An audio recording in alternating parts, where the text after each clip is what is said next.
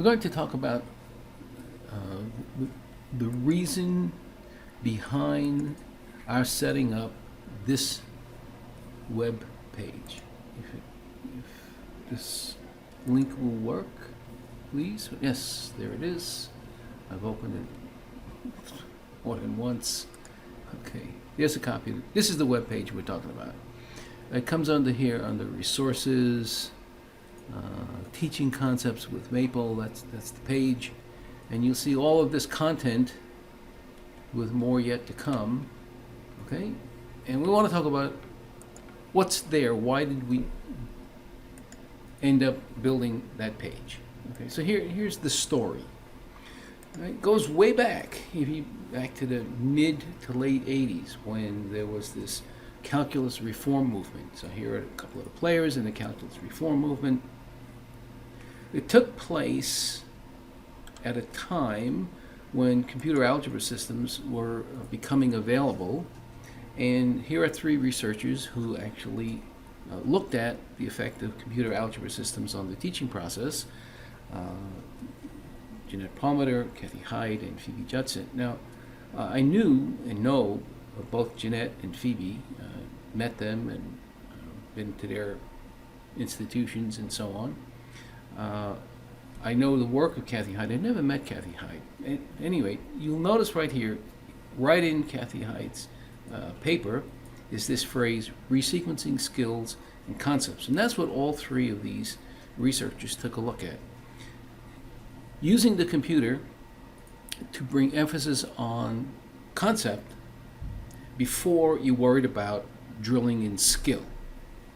So that idea goes back to, look at the dates, right? Right at the time computers were coming into the classroom, and right at the time that there was this movement of calculus reform, right?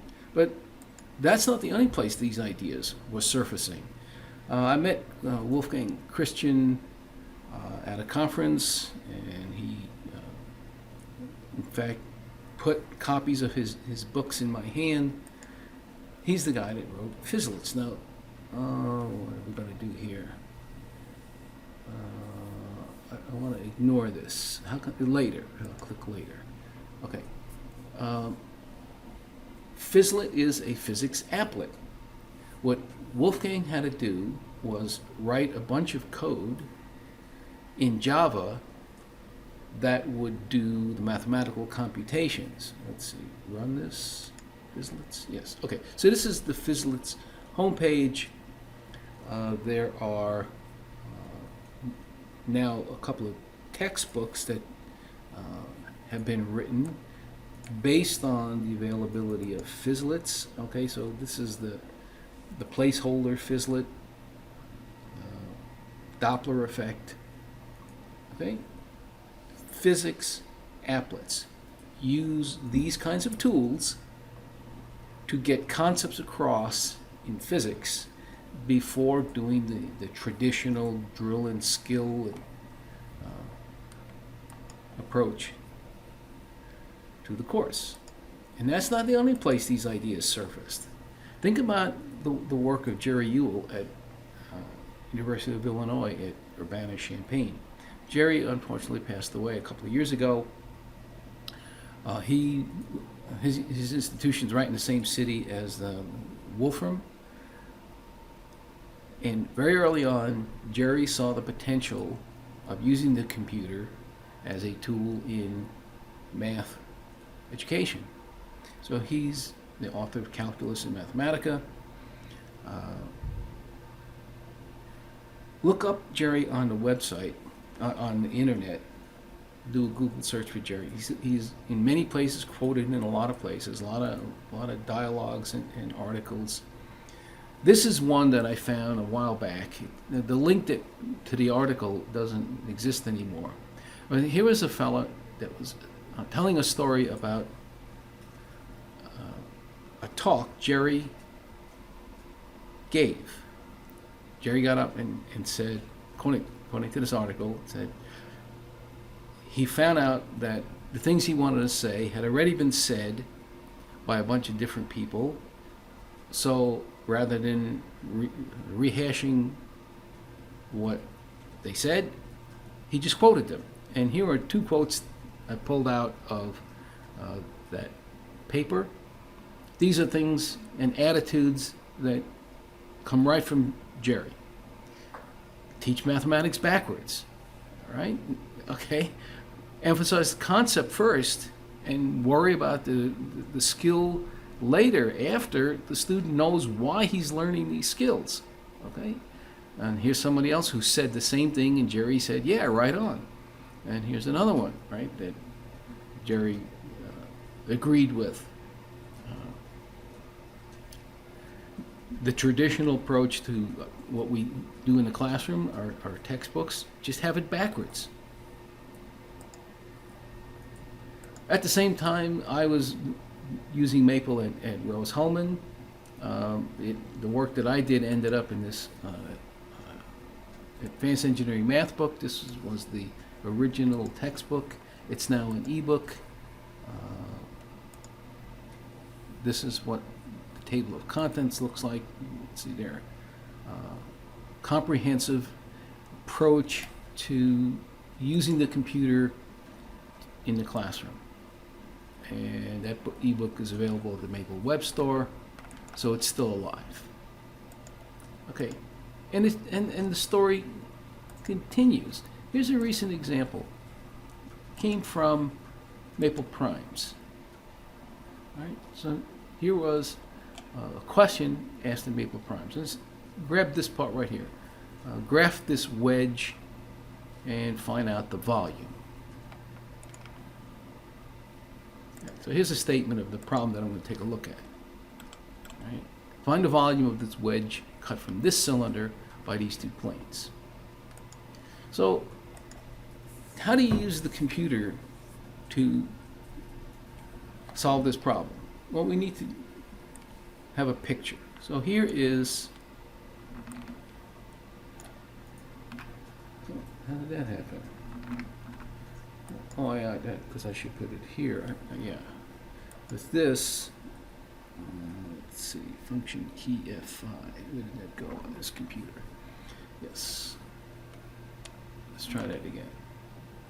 Yes. Okay, so we're going to draw a graph. So we right-click on this, and what's important here, this is another part of the story, what's important here is ease of use. See, in the early 90s, when people were bringing the computer into the classroom using computer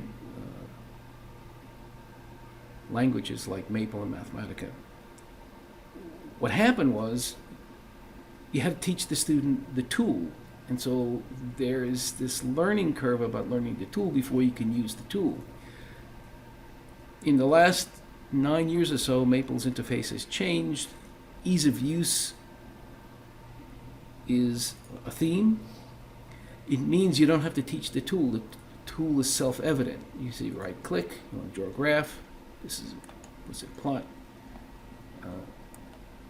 There's a cylinder, okay? We want the plane z equals 0. Okay, let's take z equals 0, and let's drop that formula onto the graph. And we want the plane z equals minus y. So let's drop that formula onto the graph. Okay, so now you can see the wedge. There's this wedge right in here. Okay? So, visualization, and it's easy to do. You don't have to write a bunch of computer code to get that picture. So, let's do a calculation. I wrote down this integral, and you can form these triple integrals by clicking on this definite integral icon. Cylindrical coordinates are dz, dr, d theta. Okay, so r. Does this make sense? No, actually z. I'm sorry. Z, that's the height. Okay, so going from 0 to this plane. Now, what is this plane? Remember what that plane was? That plane is, it disappeared from here. Z equals minus y. Okay, so this is minus y. Okay. R goes from 0 to 3. That's the middle guy. R goes from 0 to 3. Cylinder has radius 3. and then the angle. So I wrote down this angle, pi over 2 to 3 pi over 2. Okay, I looked at this picture and I said, okay, then the angle. So what is the value of this thing? So I've just hit control equal. If you do a right click, you'll see control equal means evaluate and display in line. And the answer comes out to be 0. And I look at this and I say, can't be 0. I did something wrong. Which is part of the mathematical discovery. Right? These languages, these tools allow you to be an experimenter mathematically. Okay? So Maple has this task template that will let us do an integration in cylindrical coordinates. You'll see tools, tasks, browse. Okay, tools, tasks, browse. And this brings up the table of contents of the task templates. And there are some 350 task templates. Okay, and this is the path. See, calculus multivariate, then under integration, visualizing regions of integration down here. Okay, I believe, click on cylindrical. This is the task template, and it's inserted by clicking on one of these buttons, and I've already inserted it.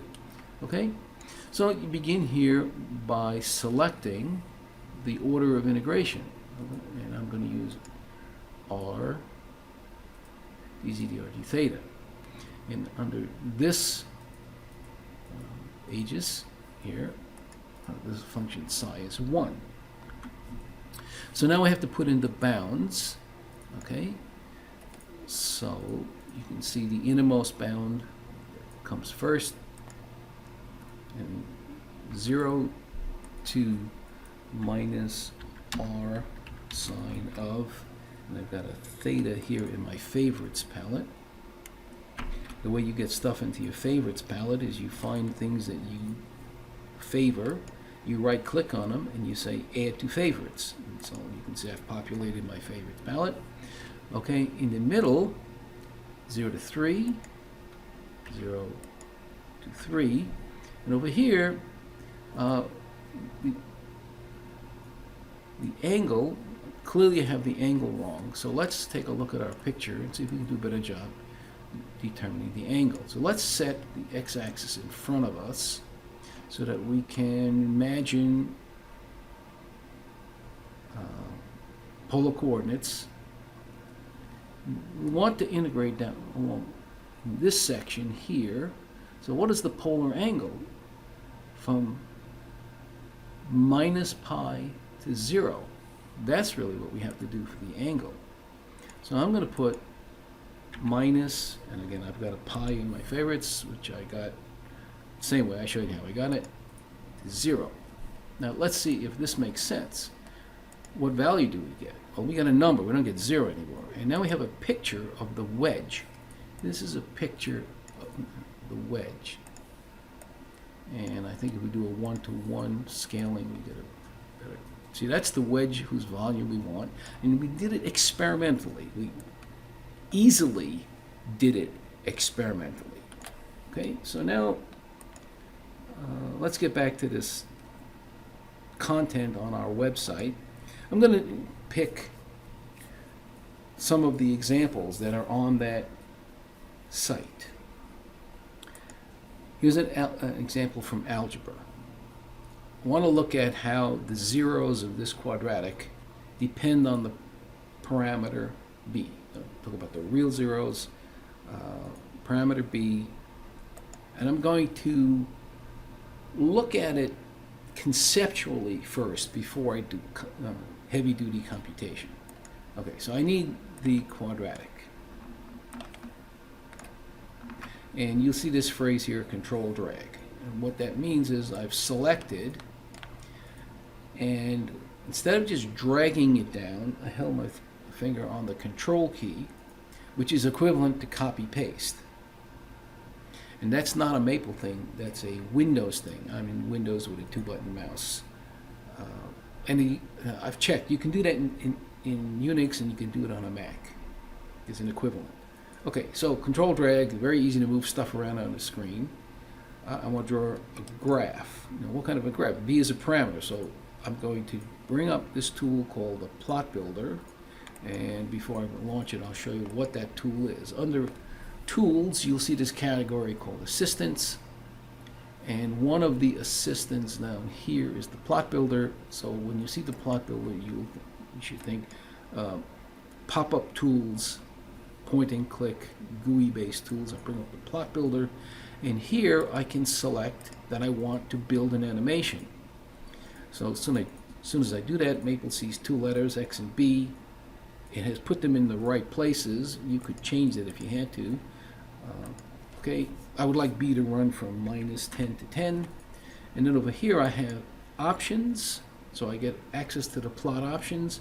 And what I want to do here is set the same bound on every frame of the animation I'm building, the same bound on the y-axis, vertical axis, and I'll even have Maple draw the letter Y on that axis.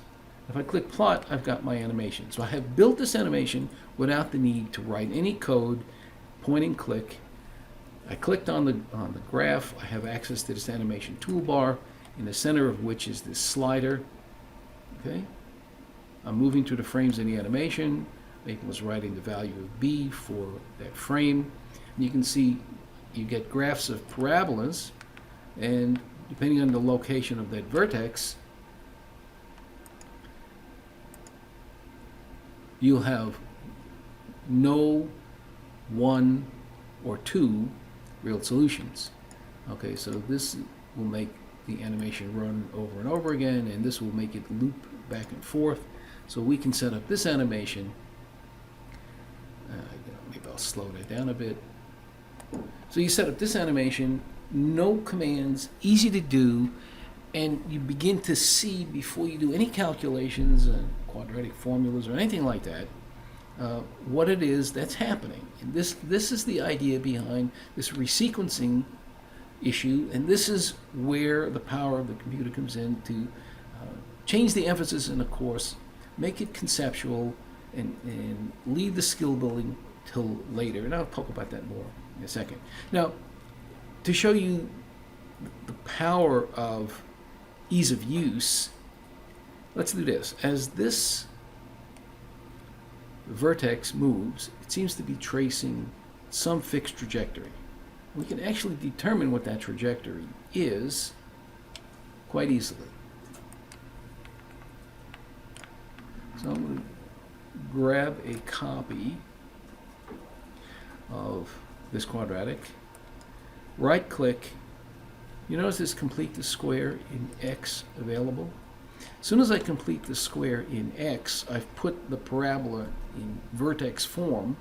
If I grab X plus a half B and set that equal to 0 and write Y equals this stuff, I have the vertex, because this is vertex form, defined parametrically in terms of the parameter B. Okay? So let's eliminate the parameter. So we go to Solve in the pop-up menu, eliminate B. Okay, so here is, let's put it down here, the implicit form of this trajectory. Put it equal to 0. Let's make it explicit. Let's solve for Y. Okay, so 3 minus x squared, y equals 3 minus x squared, which is itself a parabola, and I can drag and drop that onto the animation, and you can see that the vertex is traversing that parabola. So this is the kind of approach that I was looking for. Conceptual first, computational second, and ease of use is key, because if it's not easy to use, students aren't going to buy in. Okay, here's a trig problem. Okay, here's an equation, trig equation, it's quadratic, and this is one of the harder ones because you have the two different trig functions. You've got to convert sine squared to 1 minus cosine squared in order to make this work. So clearly, you want to begin with a graph. So if you pull this stuff down, pull the equation down, you notice that you have a left side and a right side, and you want to draw a graph. So in some cases, you might say graph the left side separately from the right side and see where they intersect. Instead, what I'm going to do is bring everything to one side, so move to the left and lop off the 0. So you just grab the left-hand side, and then bring up this plot builder, where you can set the domain, and since we're looking for solutions on the interval 0 to 2 pi, I'll put a 0 here and draw the graph. Okay? So you can see from the graph that there's 0 and 2 pi should be solutions, and then 2 other solutions in between. That's something that was never available to me 50 years ago when I was doing my trig course, more than 50 years ago.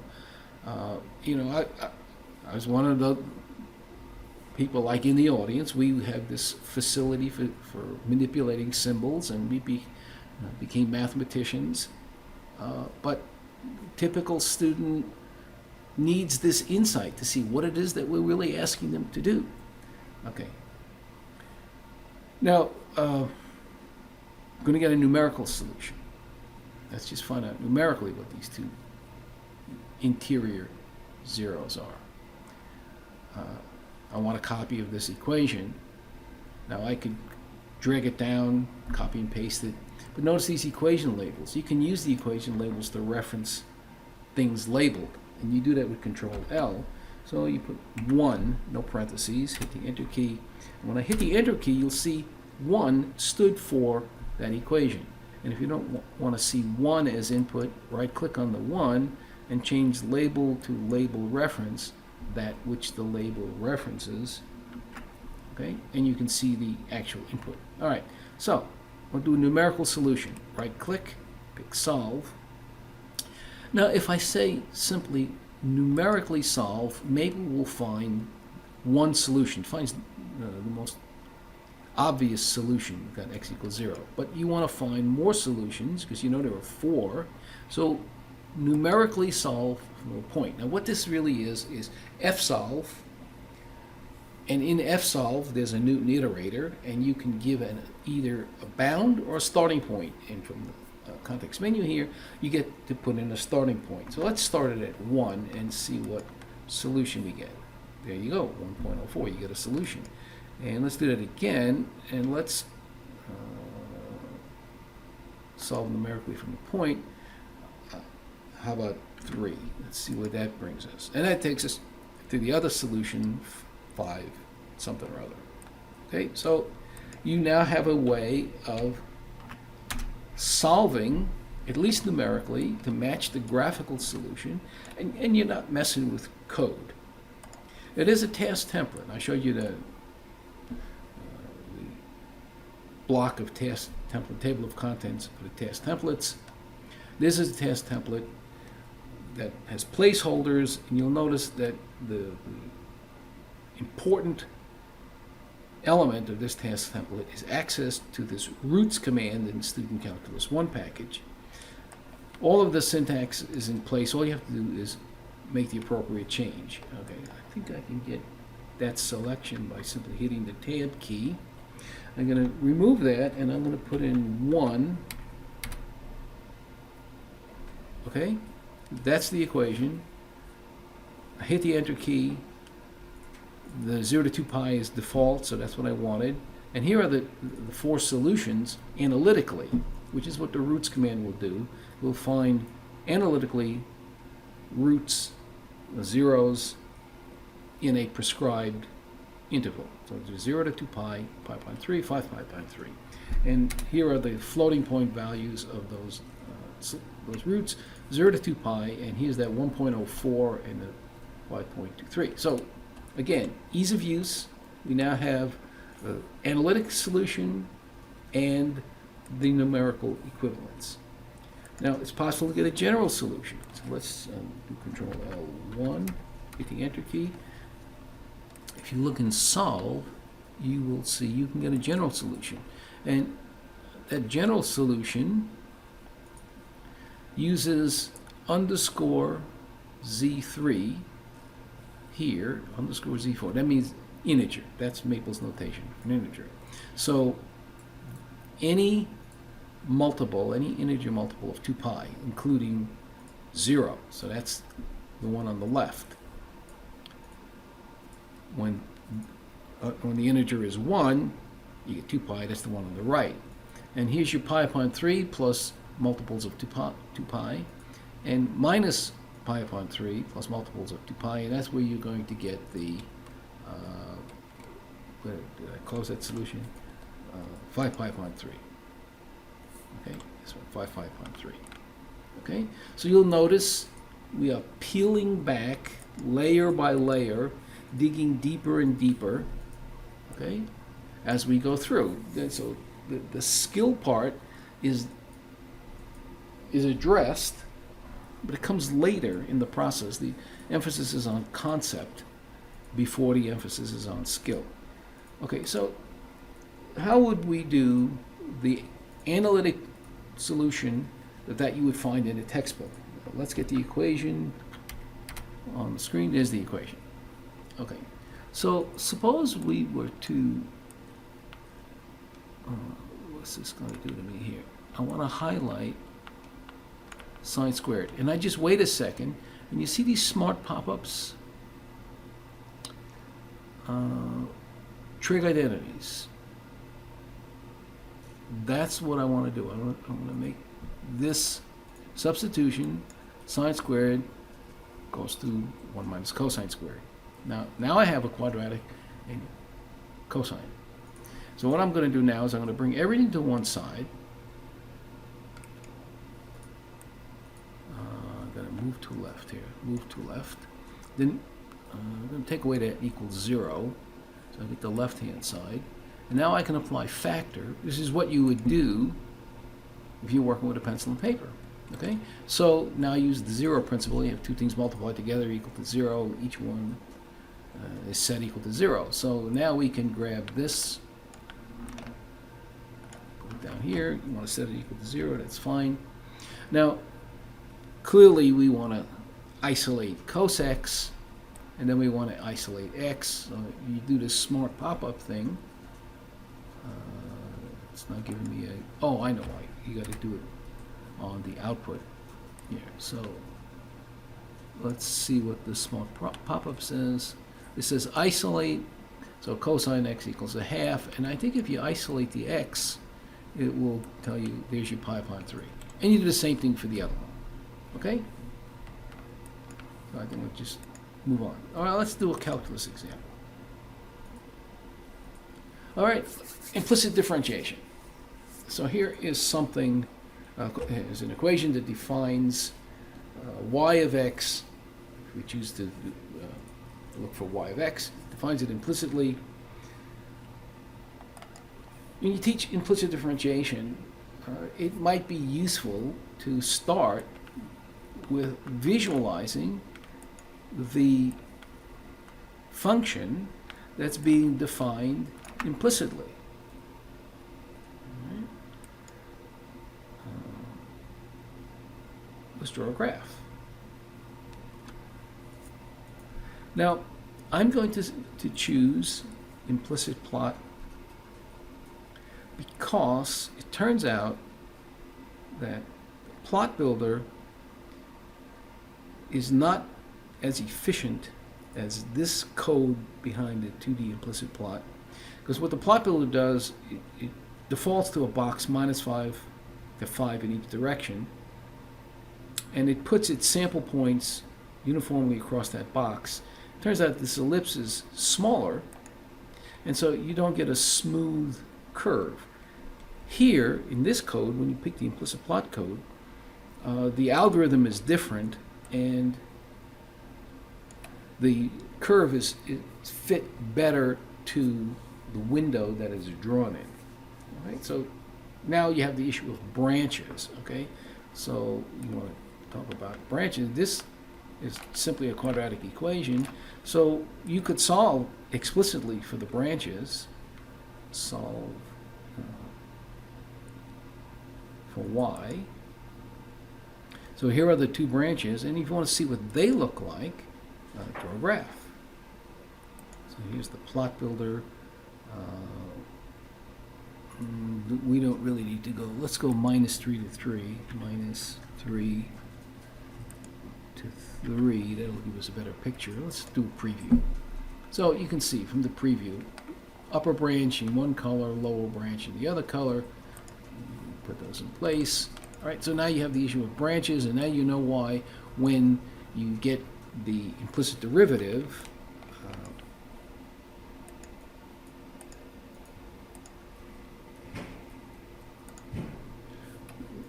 the letter y is going to show up in there. Okay, so I think I'm going to do a Control-C, a copy, and a paste.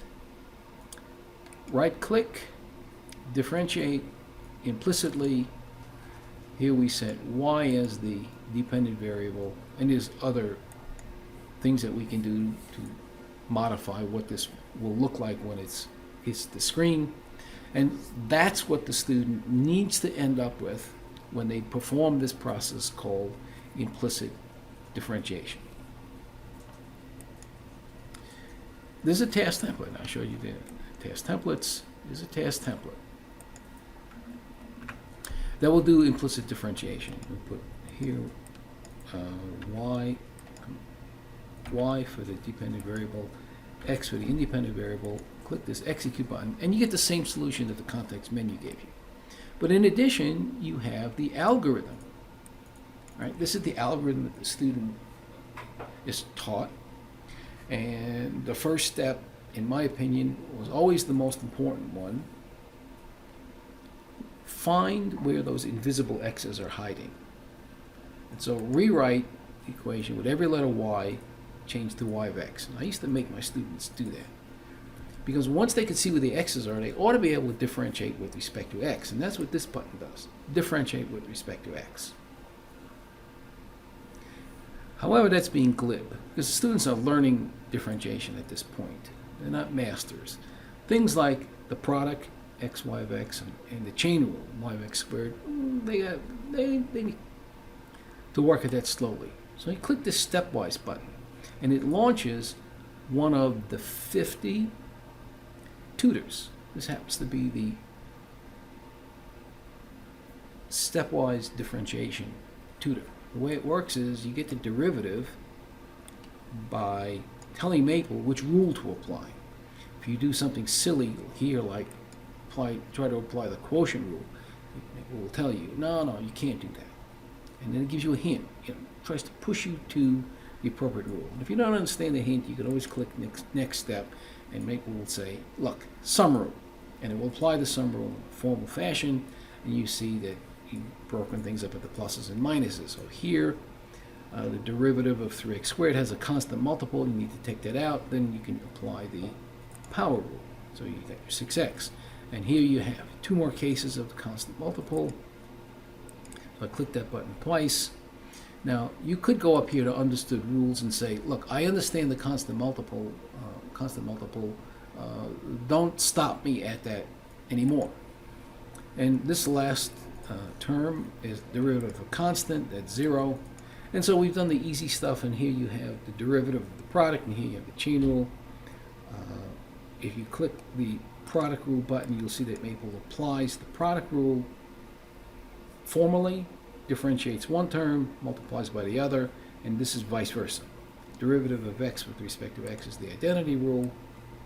We've done the product, and here's the chain rule, so you click the chain rule button, and what does Maple do? Derivative of the outer function evaluated at the inner function times the derivative of the inner function. What is the outer function? It's squaring. How do you represent squaring notationally? Well, Maple writes underscore capital X squared, some object squared. You take the derivative with respect to that object. That would be the power rule. All the derivatives have been taken. That's what this step is. Next, you isolate the derivative, and I guess at this point you could remove the x's, just write y instead of y of x, and we've got the implicit derivative, but we've done it stepwise. And in fact, once you've gone through that process a couple of times, you can implement the implicit derivative just from the context menu. And let's put in the equation, change every y to y of x. To do that, use evaluate at a point, which gives you access to x and y, make substitutions for x and y, change y to y of x, then differentiate. So here you find differentiate with respect to x, so you take the derivative with respect to x, and then you have to isolate, so you do solve, isolate the expression for the derivative, and you've got the implicit derivative done stepwise. So again, you see this concept first, skill second, peel away the layers of the onion, let Maple do the heavy lifting, let Maple do these steps until the student understands what the structure of the calculation, what the structure of the problem is. And then they can begin to learn and master the appropriate skills, because now they know where these skills fit and why it's useful to have them. Here's a problem from integral calculus. Riemann sums comes up at the beginning of the integral calculus course. Area under a curve by Riemann sum as a prelude to defining the integral, or the definite integral, as the limit of the Riemann sum. So here's a function that will give us a region under which we're going to work. So I will load one of the student packages, and as I go to Tools, where you'll see Load Package, you'll also notice that you have access to tutors, and we made use of the differentiation methods tutor just a moment ago. Okay, so I want to load package Student Calculus 1, and then I want to define this function. So I'm going to do a control drag and right click and pick assign function. No syntax. I mean, the syntax over here you can see is the arrow notation, the mapping notation, which we as mathematicians, we understand that. I can remember doing this with students and being constantly asked, how do you define a function? What does that arrow mean? The simplicity of the context menu cannot be denied. Okay, so let's draw a graph. So let's type f of x, hit the enter key, the rule echoes, right click, the plot builder, pick plots, plot builder. You can do a preview. You can see this is the stuff you want to be dealing with, this piece above the x-axis. And it looks like -2 to 3 is the right region. So let's do this -2 to 3. Oh, I'm -3. -2 to 3. I'm going to do a preview. That's good. Put in the plot. I'm going to make this smaller because real estate's at a premium here. If you want to guarantee that -2 to 3 are the bounds, you could do this. F of x equals 0. And then pick solve. And it says -2 and 3 are the zeros of that polynomial. Okay, so now we're going to bring up a Riemann sum tutor. There's the rule. You right click and you see tutors. Because we loaded the Student Calculus 1 package, tutors appear in the context menu, from which we can access the tutors, pick Riemann sums, and the tutor appears with the function in it. So it saves you the trouble of getting the function into the tutor. Now, you have to change the bound, -2 to 3. The default number of rectangles or partitions is 10. And click Display for an update. And what you get here is actual area and the approximate area with 10 rectangles using a midpoint rule. And you can easily switch to an upper sum, a lower sum. You can even have a random sum. okay? And each time you see what the value of the approximation is. Now, it says here that this is the approximate integration tutor, which it really is, and that, all they did was they used it twice, once for Riemann sums, once for approximate integration. And down here, what's being used, you see the command down here that the graph and the computations are based on, is the approximate int command. But there is a Riemann sum command. And finally, in Maple 18, I have gotten the developers to change this tutor to say Riemann sum, and to get rid of the word integral from this tutor, and to change this command to Riemann sum. So in Maple 18, we finally got this thing straightened out, that if you're learning what an integral is through Riemann sums, you haven't heard the word integral yet, so you shouldn't be looking at something that says approximate integration. At any rate, you have a tool here for exploring graphically and numerically, and if you want to do an animation, you can do an animation. You see that you're going to fill up the region under the curve with more and more rectangles. We have addressed the the conceptual issue. So now let's make use of this task template. You'll see that the heart of the task template is access to this Riemann sum command. All right, so right here, you enter the function. So let's remove that placeholder and put in the function. Then we want to put in the -2 to 3.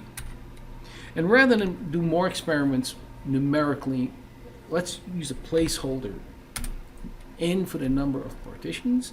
You hit the enter key, the Riemann sum command executes, grabs the data that it needs from these equation labels. This is the expression that results for Riemann sum.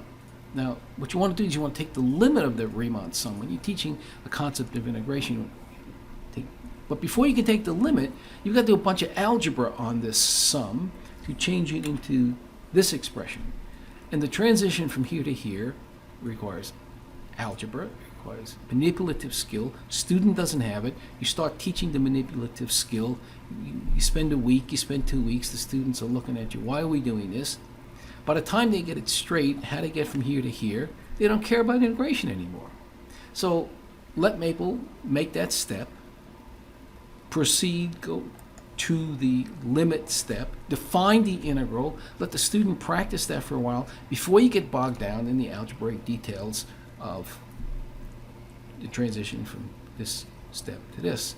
Okay, and that's what we mean by use the power of the computer to emphasize the conceptual before you get bogged down in the details of the computations. So I could right click on here and you'll find there's a limit operator there, or we can use this limit operator in the expression palette.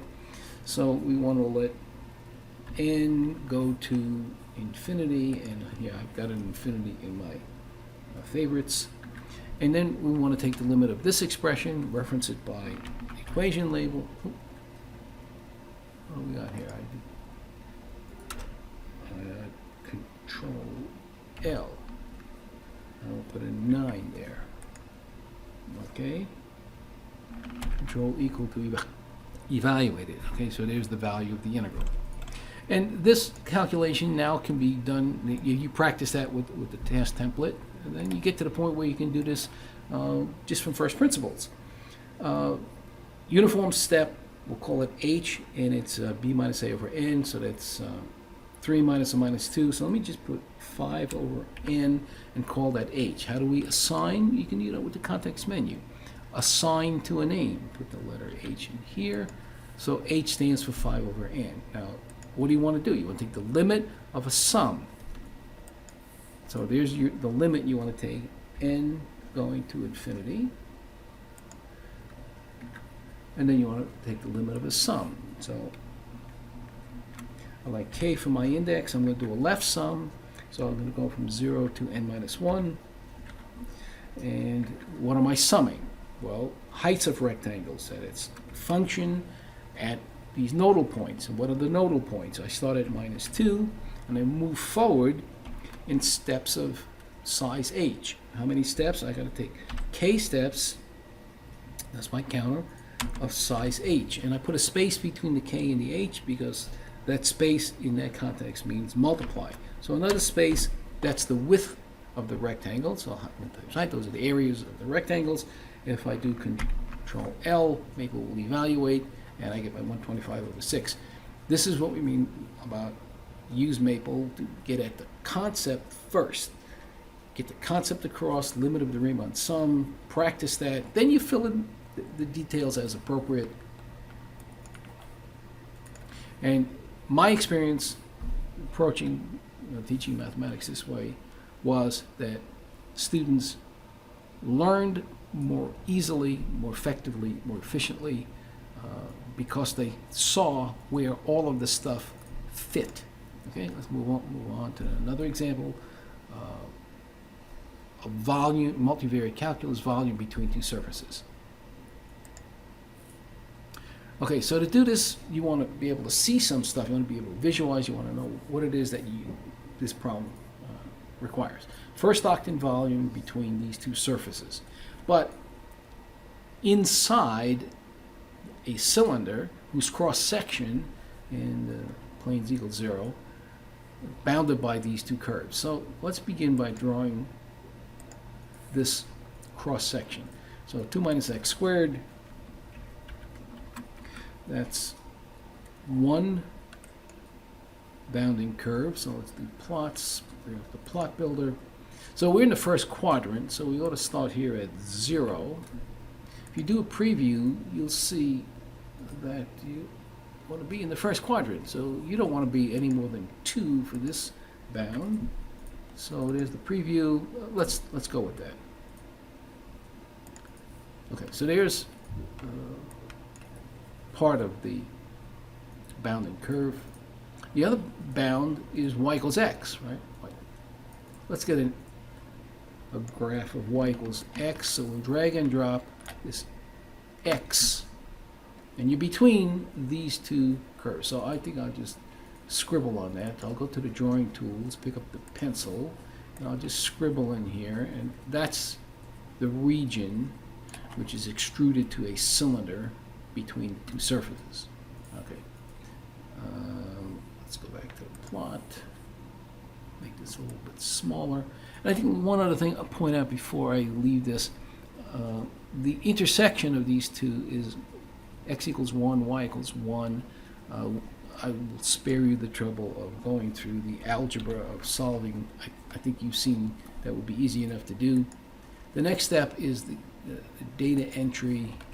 Get these two surfaces into Maple. So drag and control drag, bring it down, assign name.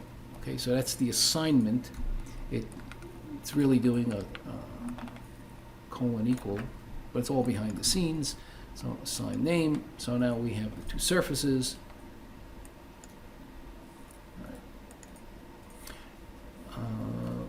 Okay, we have a couple of different ways that we could visualize what's happening. I'm going to just pick one of them. I'm going to set this up as a triple integral. Okay, so we have, similar to what we showed you earlier for the triple integral and cylindrical coordinates, here's the one for Cartesian coordinates. Easiest way to set this one up is dz, dy, dx with the integrand 1.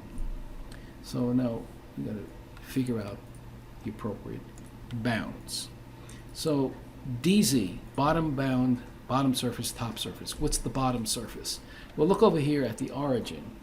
At the origin, this is -3. At the origin, this is 7. So z2 is the bottom surface. Z1 is the upper surface. Okay, so then you want to look at this picture here. This one. You want to look at this picture. You want to integrate this way, dy next, right? So it's from x to 2 minus x squared. So let's put in x here and 2 minus x squared here, and then 0 to 1.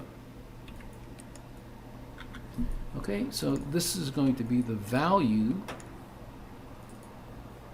If you want to see how big that number is, you could click this, roughly 8 is the exact value. And what you really want is this picture. So, we don't want to do that one-to-one. Okay, so this is the solid whose volume we are computing. If we get this turned just right, you can see. Okay, now you're looking at it from above. This is the cross section. Is your line y equals x, 2 minus x squared. Here is your curved top, and here is your plain but slanty bottom. Okay? So you have a tool for visualizing what it is you're trying to do, helps set up the integral, and then you could move on to doing this from first principles. You could build the integral from here, from the expression palette, and so forth. I think I have time for a differential equations example. Let's take a look at this one. Okay, damped oscillator, a driven damped oscillator. So I have this differential equation. I'll give you a quick word on writing the derivative notation.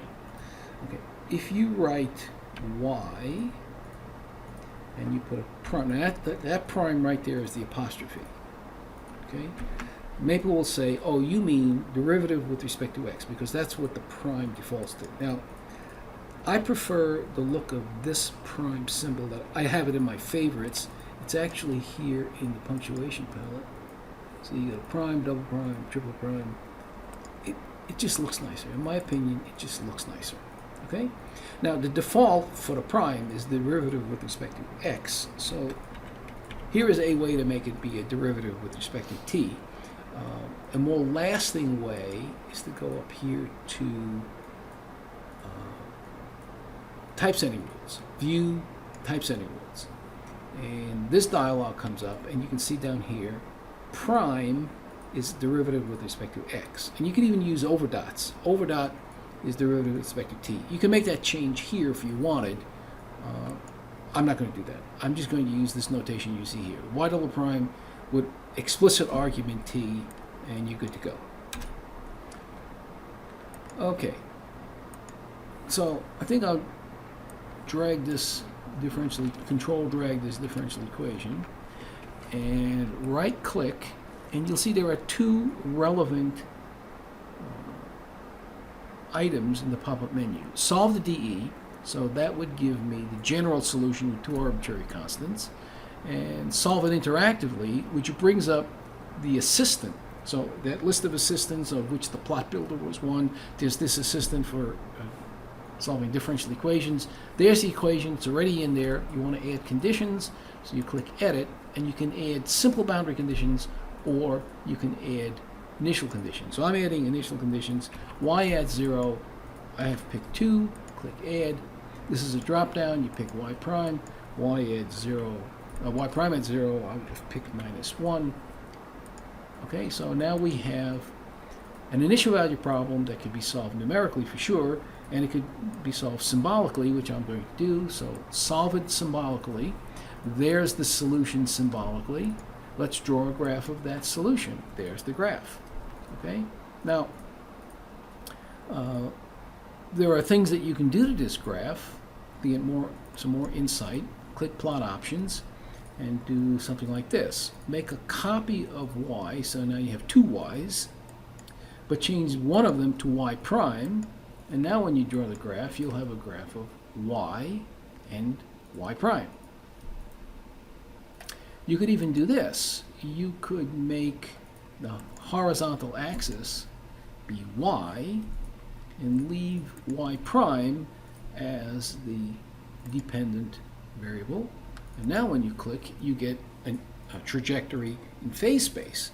So you can do all of those things, no syntax, easy to do, get some insight, find out what's going on, interpret what these graphs mean, If you want to dig a little deeper, you want to see what the underlying command structure is. There's your desolve command for solving the differential equation. There's the plot command for drawing the graphs.